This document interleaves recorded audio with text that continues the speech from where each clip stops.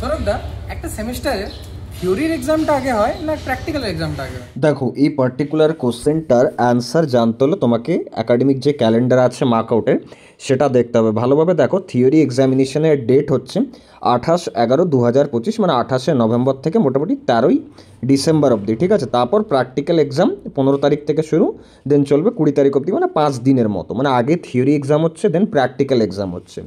এবার আগে আমি একটা ব্যাপার তোমাদের বলে দিই যে 8 তারিখ থেকে 12ই ডিসেম্বর 2025-এ Smart India Hackathon tentatively announce করা হয়েছে, ঠিক আছে। আর প্লাস আরও বলা হয়েছে নাকি যে আগের 1-2 দিন যেন কোনো রকম কিছু না থাকে, প্রায়ের 1 to 2 days, যাতে যারা ট্রাভেল করবে তাদের জন্য কোনো রকম অসুবিধা না হয় যে কোনো লোকেশন থেকে।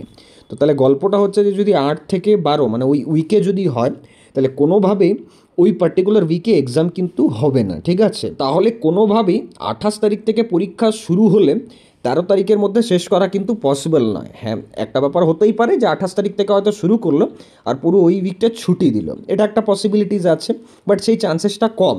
তার কারণ জেনারেলি ওরকম হয় না যে প্রথম দিকে কয়েকটা এক্সাম হলো তারপর পুরো 10 দিন ছুটি থাকলো কলেজ, ওরকম তো হয় না, কারণ পুরো একটা প্রসেসের ব্যাপার থাকে, কপি চেকিংয়ের ব্যাপার থাকে। তাহলে যদি তাই হয় তাহলে মোটামুটি 15 তারিখের পর করে এক্সাম হলো, মানে এখানে যে 15/12/2025 প্র্যাকটিক্যালের এক্সামটা আছে হয়তো দেখা যাবে তারপর, মানে মোটামুটি 20 তারিখ থেকে থিওরি এক্সামই হয়তো শুরু হলো, তারপর হয়তো প্র্যাকটিক্যাল এক্সাম হলো। এবার এখানে আমি একটাও ব্যাপার বলে রাখি যে এই রুল কিন্তু প্রতি বছরই ফলো হয় তা কিন্তু নয়। আগেও 1-2 বছর এরকম হয়েছে যখন প্র্যাকটিক্যাল এক্সাম আগে হয়েছে থিওরি এক্সামের, এটা হয়েছে কিন্তু 1-2 বছর।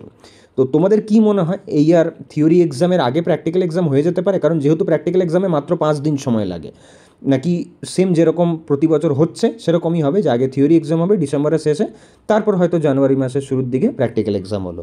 তোমাদের অপিনিয়ন কমেন্ট করে জানাও, বাকি দেখা হচ্ছে নেক্সট ভিডিওতে। Thank you.